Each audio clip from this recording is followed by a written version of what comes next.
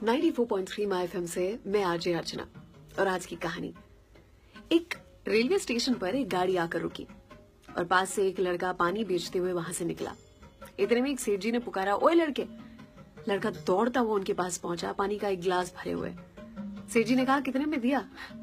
उसने कहा 25 पैसे में। सेठ जी ने कहा 15 में कर दे। लड़का अपने मुंह में एक मुस्कान दबाए हुए वहां से निकला।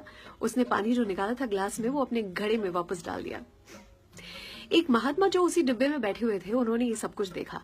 वो ट्रेन से उतरे, उस लड़के के पास जहां पहुंचे, उन्होंने पूछा कि तुम मुस्कुराया क्यों? उस लड़के ने कहा, क्योंकि सेठ जी को पानी ही नहीं पीना था, उन्हें बस रेट जानना था। इस पर महाराज ने पूछा, तुझे कैसे पता कि उन्हें प्यास नहीं लगी थी? इस पर लड़के ने क्या खूब जवाब दिया है। उसने कहा, जब प्यास लगती है ना, तो इंसान कीमत और दाम नहीं पूछता, पानी पी जाता है और फिर कहता है कितना देना बनता है।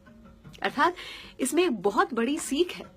जिन्हें कुछ पाना है वो वाद विवाद में नहीं, अपने काम में लग जाते हैं। जिन्हें ईश्वर को पाना है वो उनमें मन लगाते हैं, बातों में नहीं।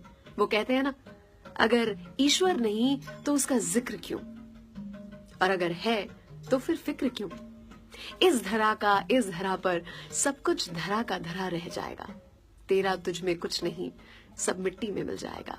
तो जब तक है, जियो दिल से।